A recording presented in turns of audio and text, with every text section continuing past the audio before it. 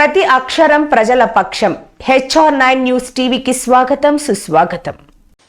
అలాగే వైఎస్ఆర్ కాంగ్రెస్ పార్టీని అభిమానిస్తున్నారని అనుకుంటున్న వైఎస్ఆర్ కాంగ్రెస్ పార్టీ లేదా జగన్మోహన్ రెడ్డి గారు ఈ 5 ఏళ్ల పాటు ఎవరినైతే ఏ వర్గాలనైతే కాసుకున్నారో, ఏ వర్గాల దీన్ని అభ్యున్నతికి పాటుపడుతూ వచ్చారో, రాష్ట్ర అభివృద్ధితో పాటు వాళ్ళు ఎంత ఉత్సాహంతో పోలింగ్లో పార్టిసిపేట్ చేశారు. అందులో ముఖ్యంగా మహిళలు పోలింగ్ పర్సెంటేజ్ ఇవన్నీ చూసిన తర్వాత ఎవరి అంచనాలు వాళ్ళు వేసుకోవచ్చు. మాకైతే ఖాయంగా కనపడుతోంది గవర్నమెంట్ వస్తుంది, చాలా బాగా వస్తుంది. మొన్నటికి అంత కూడా జరిగింది, మిగిలిన చోట్ల జరిగిన చోట్ల కూడా పోలింగ్ పర్సెంటేజ్ పెరిగాయి. ఓటింగ్ జరిగే శాతాన్ని బట్టి చూసి యాంటీ ఇన్కంబెన్సీ అనుకుందామంటే మీరు గమనించిన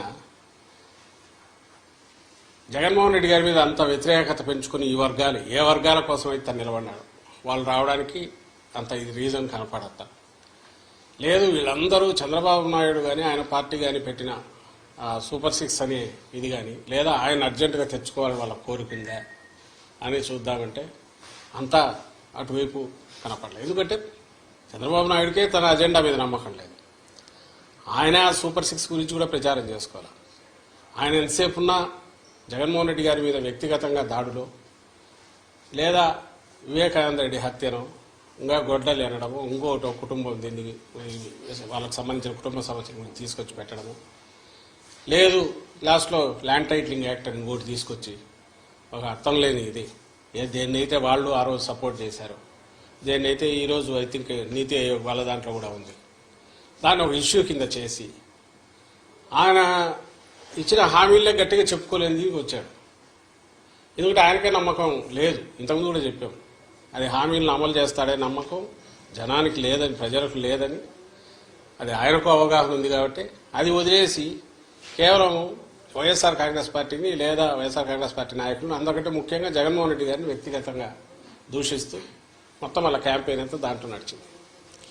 సో ఆ నేపథ్యంలో ప్రజలు ఆయన ఇచ్చిన హామీల మీద నమ్ముకొని వచ్చింటున్నారనడానికి అది కనపడట్లా. ఉంటే ఆయనే చెప్పేవాడు దాని గురించి, వాళ్ళు దాని గురించి మాట్లాడేవాడు. వేరే మా నాయకుడు ఆయన మొత్తం ఒకే థీమ్ మీద మీరు గమనిస్తే ఈ 5 ఏళ్ల పాటు తాను రాష్ట్ర అభివృద్ధికి సంక్షేమం ద్వారా లేదా మొత్తం డీసెంట్రలైజేషన్ ఆఫ్ పరిపాలన, సుపరిపాలన అందించడం ద్వారా తాను ఏం చేశాడో ఇవే చెప్పాడు. ఇవి కంటిన్యూ కావాలా అనుకుంటే నన్ను దీవించండి అని అడిగాడు. ఈ థీమ్ బలంగా కంటిన్యూస్ జనంలోకి వెళ్తూ వచ్చింది. మేము ఎప్పుడు చెప్తుండేవాళ్ళం కదా, 87% లబ్ధిదారులు ఏదో ఒక రూపంలో బెనిఫిట్ పొందిన వాళ్ళందరూ అవును ఇది నిజం అనుకున్నారు.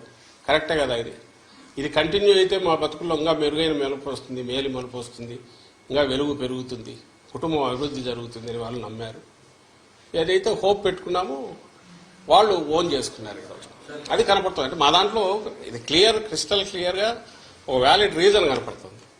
నాకు టీడీపీ వైపు నుంచి ఒక్క రీజన్ చెప్పండి, మేము మీడియానే అడుగుతున్నాం, ఇదిగో ఈ రీజన్ వల్ల వీళ్ళకి వచ్చి ఉండొచ్చు కదా అని అనుకోవడానికి ఒక్కటి చెప్పండి. అప్పుడు ఇదే వస్తుంది. అయినా సరే వాళ్ళు బింకంగా ఏదన్నా అనుకుంటే ఆయన చంద్రబాబు నాయుడు గారిని చూస్తే మీకే తెలుస్తుంది. ఆయన ఈ మధ్య మామూలుగా అయితే ఆయన బయటికి రాగానే, ఎన్నికలు రాగానే 2000 చూపించి విక్టరీ సింబల్ ఏదో చూపించాల్సిన ఆయన అది చేయట్లా. ఆయనకు డౌట్ వాళ్ళకు తెలుస్తోంది. It is well return on the wall. రేపు June 4th దీంట్లో కౌంటింగ్లో రాబోతోంది. అది దానికి సరైన కారణం ఉంది. ఓ సీరియస్ పాలిటిక్స్ చేసే లీడర్కు జనం అభిమానిస్తారు, ఆదరిస్తారు, హక్కున చేర్చుకుంటారనే నమ్మకం ఈ ఎన్నికల్లో కలుగుతుందని మేము భావిస్తాం. సార్, మీరు మొదటి నుంచి చెప్తున్నట్టే పల్నాడు జిల్లాలో కావచ్చు, లేదా రాయలసీమ జిల్లాలో కొన్ని ప్రాంతాల అల్లర్ల పైన కేంద్ర ఎన్నికల సంఘం సీరియస్ అయింది. మీరు మొదటి పోలీసులు పాత్ర ఇందులో ఉందని చాలా క్లియర్గా చెప్తున్నారు. కేంద్ర ఎన్నికల సంఘం వారి పైన కూడా వేటు వేస్తుందని ఎట్లా చూస్తారు?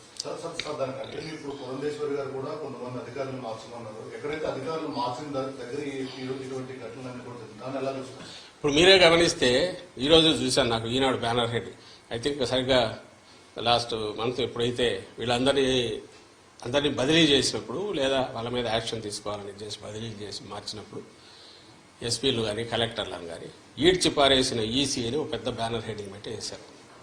ఆ రోజు నుంచి చెప్తున్నాం, ఈ పురంధేశ్వరం ఇంకోరు మాకు ఇదిగో ఈ కంప్లైంట్లు ఉన్నాయని అపోజిషన్ రాయడంలో తప్పేం లేదు.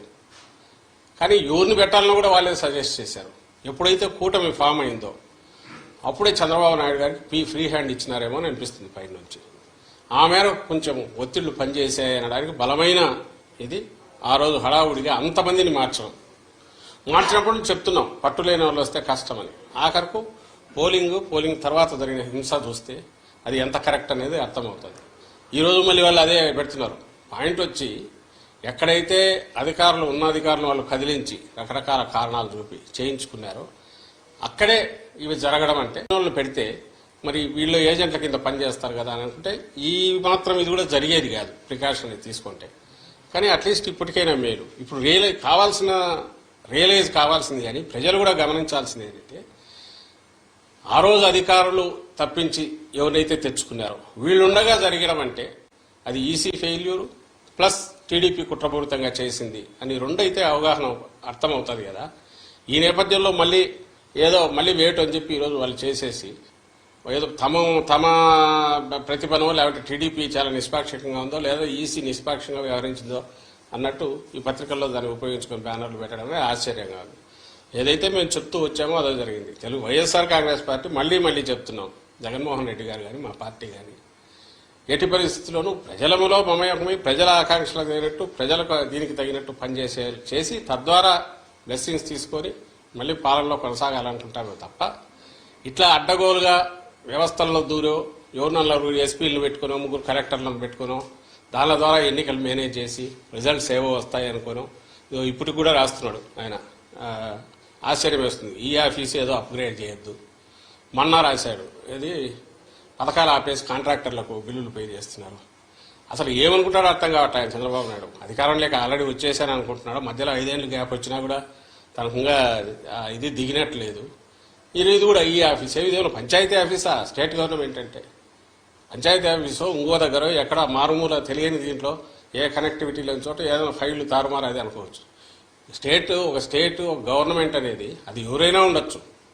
రికార్డులన్నీ మాయమైపోతున్నాయి. ఈ ఆఫీస్ అప్గ్రేడ్ చేయొద్దు అంటే ఏదో ఈయన వచ్చేస్తున్న ఇంప్రెషన్ ఇస్తా స్టేట్మెంట్లు ఇవ్వడము లేదా గవర్నర్కి అందరికి లెటర్లు రాయడము. ఏమాత్రం ఆయన ధోరణి మారలేదు ఈ ఎన్నికలు అయిపోయిన తర్వాత కూడా అనేది అర్థమవుతుంది.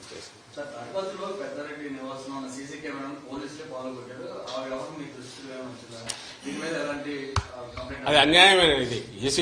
సీసీ కెమెరాలు అనేవి అది వీళ్ళు చేసిన పనే. వాళ్ళకి కావాల్సిన వాళ్ళని వీళ్ళని తీసుకొచ్చో అక్కడ పెట్టుకొని దౌర్జన్యానికి దిగి హింసాకాండ క్రియేట్ చేసి భయోత్పాతం క్రియేట్ చేయడము, దాంట్లో నుంచి ఏదైనా లాభం పొందాలని చూడడం ఏదైతే ముందు నుంచి టీడీపీ నేచర్ ఉందో ఇక్కడ కూడా అదే కనపడుతుంది. సీసీ కెమెరాలు ఉండేదే ఎవరైనా నేరం ఏదైనా జరిగితే దాన్ని పట్టుకోవడానికి ఉపయోగపడాల్సినవి. పోలీసులు పోయి దాన్ని పగలగొట్టడం అంటే ఇంకా అంతకంటే ఘోరం ఏమైనా ఉంటుందా? దాని మీద ఈసీకి మళ్ళీ కంప్లైంట్ పెడుతున్నాము, ఇది చేస్తాం. కానీ ఈ మొత్తం ఈ 10-15 ఈ మన ఎన్నికలు అయినప్పటి నుంచి జరుగుతున్నవి చూస్తే మాత్రం టార్గెటెడ్గా తెలుగుదేశం పార్టీ ఈ ఎలక్షన్ కమిషన్లో తనకు మేము చెప్తున్నాము.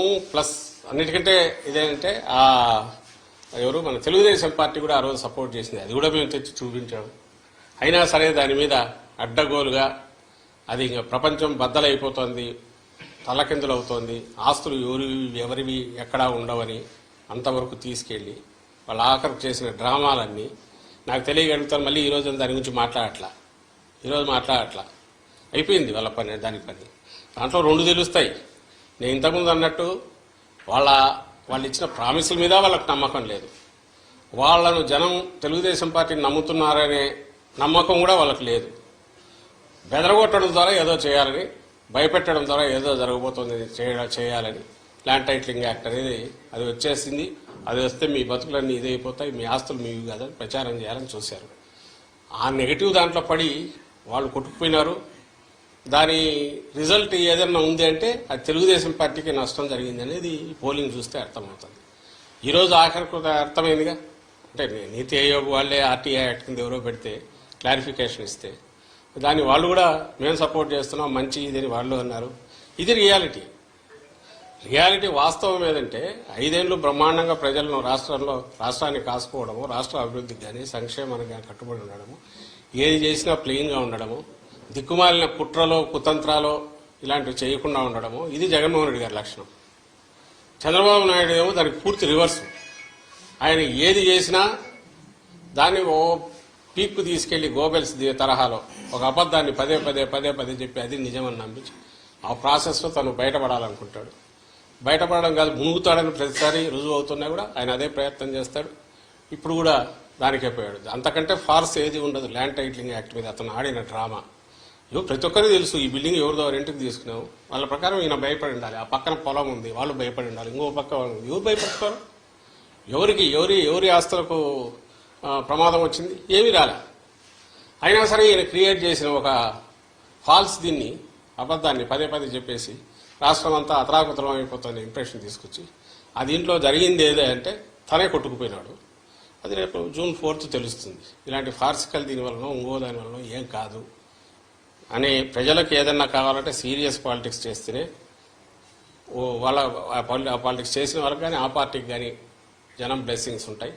ప్రజలకు కావాల్సింది కూడా అలాంటిదే తప్ప ఇలాంటి పబ్లిసిటీ దాన్ని ఏమంటారు, మీడియా చేతిలో ఉందనో, మౌత్ పబ్లిసిటీ దీని ద్వారానో, కేవలం అబద్ధాలు ప్రచారం చేయడం ద్వారా ఎలాంటి ఇది ఉండబోదు, ప్రయోజనం ఉండబోదని ఈ ఎన్నికల్లో అది కూడా ఒకటి రుజువు అవుతుంది.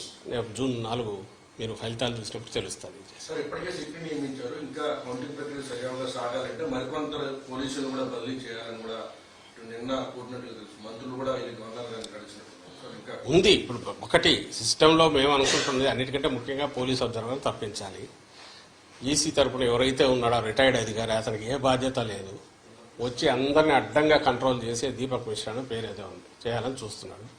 దానివల్ల కొంతమంది అటు లీనింగ్స్ ఉన్న వాళ్ళు లేదా వాళ్ళ కుట్రల్లో పార్ట్ అయిన వాళ్ళు కొంతమంది ఉండొచ్చు అధికార వ్యవస్థలో, కొంతమంది రికార్డులో ఏం రాస్తారో పై నుంచి ఎలక్షన్ కమిషన్ పరిధిలో ఉంది, రేపు కౌంటింగ్ అయ్యేంతవరకు కాబట్టి కోడ్ ఉన్నంతవరకు అనే భయంతో కూడా వాళ్ళ దీనికి లొంగి చేయొచ్చు. కాబట్టి అందరు అధికారులను కేవలం ఎలక్షన్ కమిషన్ పరిధిలో ఉంది కాబట్టి అధికార యంత్రాంగం అంతా అట్లా ఉందని మేమైతే అనం. అదేదో చేయదు. ఎందుకంటే చూసాము 5 ఏళ్ళు ఇది ఇటాల్ రౌతు కొద్దీ గుర్రం అన్నట్టు ఎవరు కంట్రోల్ చేస్తున్నారో, ఎవరైతే పైన ఉంటారో వాళ్ళ మీద కంట్రోల్ చేసేవాళ్ళు, దానికి తగినట్టు బ్యూరోక్రసీ పనిచేస్తుంది. చిన్నవి పొలిటికల్ ఉండేవాళ్ళు కొంతమంది ఉండొచ్చు. అయితే దాన్ని ఆసరా చేసుకుని ఎలక్షన్ కమిషన్ పరిధిలో ఉంది కాబట్టి తెలుగుదేశం పార్టీ కొంతమంది వాళ్ళ ఏజెంట్ లాంటి వాళ్ళను వాళ్ళకి లొంగినంలో పెట్టుకుని, కొంతమంది ఈ ప్రాసెస్లో వీళ్ళతో గొడవ ఎందుకో ఎలక్షన్ కమిషన్ ఏం రిమార్క్స్ రాస్తుందని భయపడి కొంతమంది అధికారులు కూడా దానికి ఇచ్చేసింది. మాకు కావాల్సిందల్లా ఏంటంటే ఒక ఫేజ్ అయిపోయింది. వైఎస్ఆర్సీపీకి సంబంధించినంత వరకు పీస్ఫుల్ ఎలక్షన్స్, పోలింగ్ అండ్ పీస్ఫుల్గా అన్నీ జరిగితే అంటే అడ్వాంటేజ్. ఎందుకంటే మేము స్ట్రైట్ పాలిటిక్స్ ప్లే చేసేవారు, కుట్రలు తెలియదు, ఓపెన్గా ఉంటాం పార్టీ యాజ్ సచ్. ఎందుకంటే లీడర్ అట్లా ఉంటాడు కాబట్టి దాపరికాలు ఉండవు. ఒకటే లైన్ ఏదైనా ఉంటే అది చెప్తారు, చెప్పిందే చేస్తారు. ఇన్ని ఉన్న వాళ్ళము మేము ఒకరిద్దరు అధికారుల మీద డిపెండ్ అయ్యో, లేక అధికారుల వ్యవస్థను లోపరుచుకోనో, వ్యవస్థను మేనేజ్ చేయడం ద్వారానో ఏదో చేయాలని అయితే మా పార్టీ ఎప్పుడు అనుకోదు, మా నాయకుడు ఎప్పుడు అనుకోడు. అది అందరికీ ఈ 10-12 ఏళ్లలోనే ప్రజలకు కూడా అందరికీ అవగతమైంది. ఆ దుర్లక్షణం ఉండేది, వ్యవస్థలను పాడు చేయడము, మేనేజ్ చేసుకోవడము, మ్యానిపులేట్ చేయడము, తద్వారా పవర్లోకి రావాలనుకోవడం, దాంట్లో బోర్ల పడడం, మళ్ళీ అయినా సరే బుద్ధి రాకపోవడం, అది తెలుగుదేశం పార్టీకి చంద్రబాబు నాయుడు లక్షణం. కాబట్టి మేము అధికారులందరినీ మార్చమనడము ఇంకోటి కూడా అనం. ఎన్నికల కమిషను బాధ్యతాయుతంగా వ్యవహరించింటే, కమిషన్ అంటే I'm not saying commission per se totally, దాని తరఫున ఎవరైతే డెప్యూట్ చేశారో వాళ్ళు కొంచెం డిస్క్రిప్షన్ యూజ్ చేసి నిష్పాక్షికంగా కంప్లైంట్లు వస్తే లోతుగా చూసి, అలాగే దానికి ఆల్టర్నేటివ్ ఏదైనా చేసేటప్పుడు అది కూడా లోతుగా చూసి, అంపైర్ అనేవాడు బ్యాలెన్స్ ఎట్టున్నారని అట్లా ఉండగలిగి ఉంటే ఈ పరిణామాలు, హింస ఇవి జరిగేవి కాదు. ఇప్పటికైనా అలాంటివి జరగాలంటే ఆ పోలీస్ అబ్జర్వర్ను మార్చాలనేది మా విజ్ఞప్తి. ఆల్రెడీ అది కూడా ఎలక్షన్ కమిషన్ పంపించాం, ఈరోజు కూడా మళ్ళీ పెడుతున్నాం. అది జరిగితే మిగిలినవన్నీ గాడిలోకి అవే పడతాయి. అండ్ కౌంటింగ్లో మాది శక్తివంతమైన పార్టీ, గట్టిగా ఉంటారు, అందరూ ఏజెంట్లు ఎక్కడికెక్కడ కూర్చుంటారు. మేమే అధికారాన్ని నమ్ముకొని దాని ద్వారా ఏదో చేయాలనుకునే వాళ్ళం కాదు. పార్టీ వ్యవస్థాగతంగా ఉంది, కింద అభ్యర్థులు స్ట్రాంగ్గా ఉన్నారు కాబట్టి అక్కడ ఏదో జరుగుతుంది ఇదేం మాకు లేదు. దాన్ని ఎదుర్కోలేనంత దీంట్లో దీంట్లో కూడా పార్టీ లేదు. ఓన్లీ థింగ్ ఈజ్ దానికి అవకాశం లేకుండా చేయడం అనేది ఎన్నికల కమిషన్ బాధ్యత. అది ఆ బాధ్యత సక్రమంగా నిర్వర్తించాలని అయితే మేము కోరుకుంటాం. ఇప్పటికీ సిచ్యువేషన్ అనేది కంట్రోల్ లేదు. భవిష్యత్తులో కూడా 2 వారాల పాటు కౌంటింగ్ తర్వాత కూడా సిచ్యువేషన్ కంట్రోల్ చేయడానికి సెషన్ త్వరగా పాటు పంపించాలని కూడా అంటే ఇలాంటి సిచ్యువేషన్ కి ఏంటి ప్రధాన కారణం? పోలింగ్ అయిపోయింది, కౌంటింగ్ కూడా ఎప్పుడైతే ప్లేయర్స్ పక్కన అంపైర్ అనేవాడు కొంత అటు ఒక వర్గం వైపు పోతాడో అప్పుడు ఏదైనా జరిగే అవకాశాలు లేవు. మధ్యలో ప్రజలు మా కోరిక కూడా అదే, ఈవెన్ ప్లే గ్రౌండ్ క్రియేట్ చేయాలా. మేము లేము అధికారంలో, ఇప్పుడు అధికారంలో లేమంటే టెక్నికల్లీ ఉండొచ్చు కానీ బట్ ప్రాక్టికలీ ఏసీ పరిధిలో పనిచేస్తుంది. కాబట్టి మేము ఫర్వెంట్ రిక్వెస్ట్ అండ్ ఖచ్చితమైన డిమాండ్ ఏంటంటే ఎలక్షన్ కమిషన్ ఆబ్జెక్టివ్గా పనిచేసి ఒక సెక్షన్కు మాత్రమే కొమ్ముకు వస్తున్నా, ఒక రాజకీయ శక్తి కంటే టీడీపీ ఆ కూటమి కొమ్ము కాస్తున్నా ఎన్నికల కమిషన్ వర్గాలు కానీ అధికారులు కానీ ఎవరు అంటే వాళ్ళను పక్కన పెడితే everything will fall in line, set right అవుతుంది. మా వరకు మేమైతే ఎన్నికల కమిషన్ చేతిలోకి అధికారం పోయిన తర్వాత దాంట్లో వేలు పెట్టాలని కానీ దాని ఏదో అడ్డదారుల్లో వాడుకోవాలని కానీ ఎప్పుడు అనుకోవట్లేదు. గతంలో అనుకోలే, ఇప్పుడు అనుకోవట్లా. కాబట్టి మాకు నిష్పాక్షికంగా ఉండే ఎన్నికల కమిషన్ ప్రతినిధులు ఇక్కడ ఉంటే everything will fall in line, అంతా బాగానే జరుగుతుంది. అప్పుడు అవసరం ఉండకపోవచ్చు, ప్రికాషనరీ దీని కింద ఫోర్సెస్ ఉండాలని వాళ్ళు అనుకోవచ్చు. మొన్న జరిగిన దాన్ని బట్టి నేనైతే అవసరం ఉంటుందని అనుకోవట్లా. ఏది నిష్పాక్షికంగా ఎన్నికల సంఘం వ్యవహరిస్తే అవసరం వస్తుంది అయితే అనుకోవట్లేదు.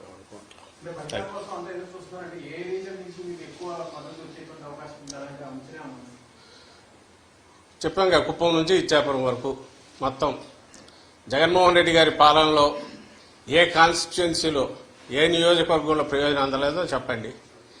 ఒకవేళ క్యాస్ట్ పరంగా పలానా క్యాస్ట్కి అందలేదని చెప్పండి, లేదా ప్రాంతం వైజ్ పలానా ప్రాంతంలో అందలేదని చెప్పండి. లేదు కదా, యూనిఫామ్గా శాచురేషన్ బేసిస్ మీద కింది నుంచి పై వరకు ఉత్తరాంధ్ర లాస్ట్ ఇచ్చాపురం వరకు అందరికీ ఒకే యార్డ్ స్టిక్తో ఒకే కొలమానంతో అన్ని ప్రయోజనాలు అందాయి.